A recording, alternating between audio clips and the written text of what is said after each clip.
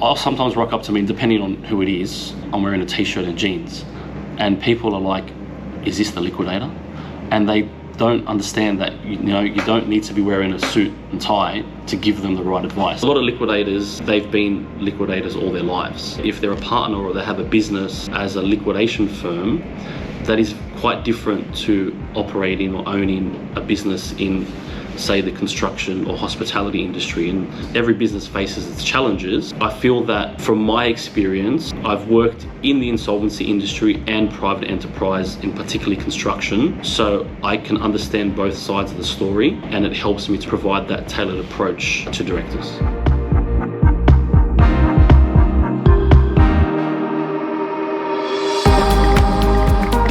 My name is Jammal, and I'm a director at O'Brien Palmer Advisory. I have been in the insolvency industry from about 2012. I studied accounting at uni and went in as a graduate accountant, after which I then went into the insolvency industry as an analyst. I was in the insolvency industry for about 4 to 5 years, where I worked on various different appointments, from liquidations to voluntary administrations and receiverships. When I went into the industry, it was just after the global financial crisis. So the industry was actually doing quite well when firms were very profitable, because they were sort of successful off the back of many businesses that were still recovering from the GFC. So I was exposed to quite high profile appointments where I actually traded on some decent sized businesses in construction, retail and hospitality. After 4 or 5 years, I then stepped away from the industry and went into private enterprise, where I helped to manage multiple businesses in the construction industry.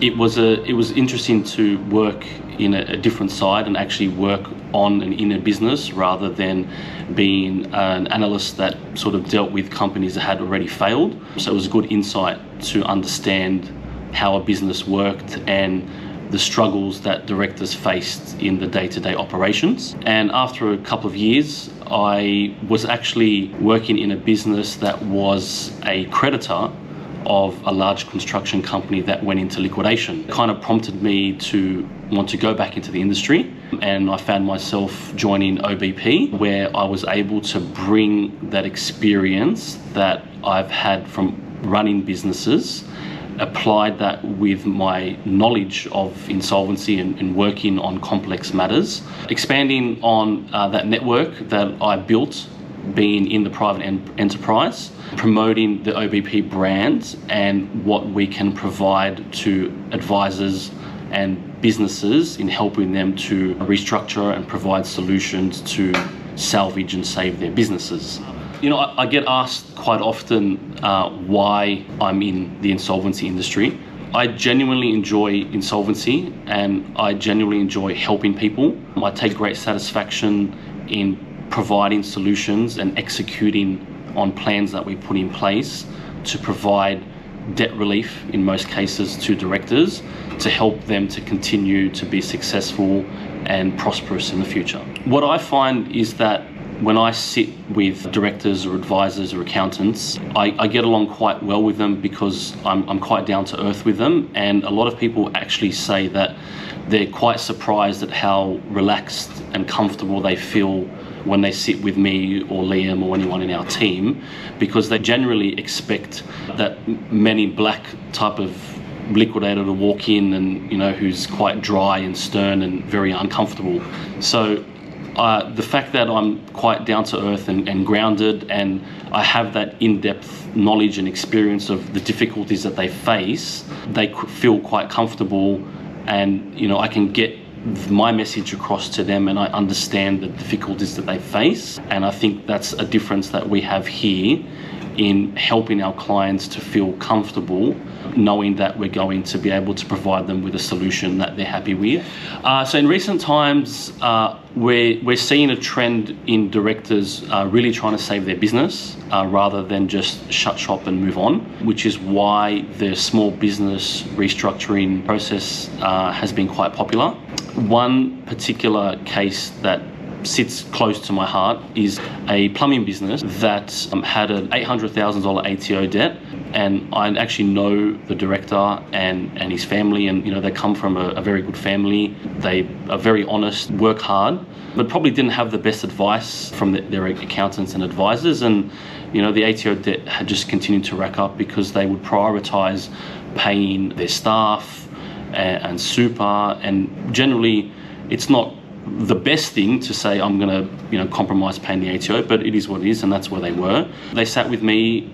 The SBR process was probably the best option for them, so we put together a plan and we got them 20 cents on the dollar on an $800,000 ATO debt, where they put the money up front, paid it up front to the ATO. The ATO was the only creditor, and they actually accepted it because they could see that the plan that was proposed was better off than if the director was to liquidate the business. And that actually was a big relief to him. He's a young plumber, had 3 children, and if this didn't go through and he had to liquidate the business or find a way to come up with the ATO payment, he probably would have lost his house. So for me, that was a really good result. It was actually one of my first SBRs. And ever since then, they've just been coming through the door, and we've been doing really well and finding great success in them. If this sounds like a problem that you have, where you just feel like you're stuck and you don't know what to do, have a chat to myself, Liam, or anyone in our team, because we genuinely want to help and we genuinely want to find a solution that works for you. We take great satisfaction in achieving successful outcomes for you and helping you to keep your business alive, to stay afloat, and continue to operate a successful business in the future.